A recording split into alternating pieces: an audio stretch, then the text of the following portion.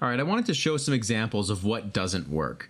So these pieces were submitted to me by two former students, and I'm happy to say that both of these students went on to create much more effective work than this. This was some of their earlier stuff. But I want to point out in these compositions what and why things don't work. They both exhibit the same problem, and that is a poor use of space. There is, first of all, just a whole lot of dead space in both of these compositions. It's almost as though they're fearful of putting things in the frame. You notice how, in this case, this tree is pushed so far off to the right. Remember the rule of thirds? Well, this violates that, and you can see that when you violate the rule of thirds and you push something too far off the frame, same with this here, and even this cup here, it feels like the things are afraid to be on frame. It's like they're trying to edge their way off the frame. The rule of thirds will help things have like a purpose and a place.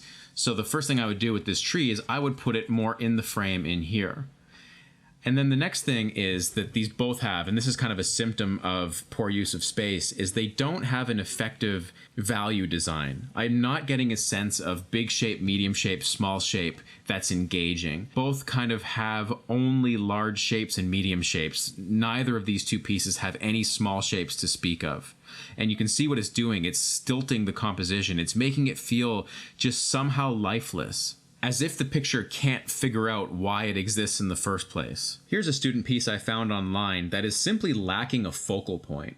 And also in lacking a focal point, it's also lacking a sense of small shapes that will offset all these big and medium-sized shapes. I think this one is on its way to a successful composition in that it's setting up some decent big shapes and medium-sized shapes. And I don't see any sense of dead space like I did in the previous two.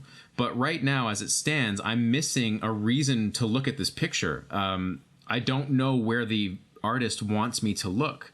I'm seeing kind of this S-curvy path here, but maybe to offset this area or to lead me somewhere, I want to see some kind of focal point, maybe on the left third of this piece. I want to see some, I don't know, some people peddling wares or horses and buggies or something here. And maybe that can trail off into the background and have some other smaller shapes here that help this image have some kind of purpose in the sense that there's a focal point that's showing me something. Here's an image that does have big shapes, medium shapes, and small shapes. It's even got kind of an S-curve that leads us through the composition. But where this one doesn't work for me is it doesn't have an organized value system. Values are all over the place in terms of whether the shape is dark or light. As you can see in these trees, there are all kinds of values and kind of in these small linear strokes that are really confusing the shape. It's the artist has gone away from clarity and actually created confusion, even though, ironically, this artist probably thought he or she was actually being clear by thinking of rendering, but by going away from these simple values, it creates confusion. And you'll notice that is happening, everywhere in this picture. This picture is characterized by an unclear use of values, which compromises the entire value design. Here's a painting that is undoubtedly created by a skilled hand. This artist knows how to draw, how to render. I think most people would actually think this is a very good painting, and it's certainly on its way to being a very good painting. But compositionally, I find it very spotty. There are so many little islands of light. In fact, it probably is more clear if we go into grayscale. I'm not sure where to look because the artist has given me so much to look at. There are too many little islands of light and dark. So if we went to brightness contrast, I'm still not seeing where it is I'm meant to be focused on.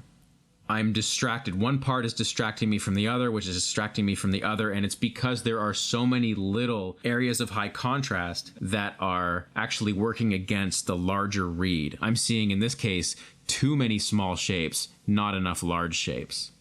Hey, I'll happily throw my own art into this lecture. This is a speed painting practice I did a long time ago, which does not show a good use of big shape, medium shape, small shape. It also has no way of curating the eye around the picture. Obviously, the focal point is here, and I did a decent job of that, but what's there to lead me from this corner of the picture around? there's nothing. You can maybe go down this mountain, but what is there? Like, what is this blank space needs to be used more cleverly. Now I've got some trees in here, but I'm violating that rule of thirds, and it really feels like this island of trees doesn't have a reason to exist. I need it more into the composition, and I need more small shapes. These trees are nice small shapes, but there's not enough of them. I need more small shapes in here that help offset all these big shapes, and maybe give this, if I were clever, I could maybe give myself a path that leads me back to the focal point, and I can create some kind of circular pattern here. But as it stands now, it's very ineffective for a lack of a solid designing principle.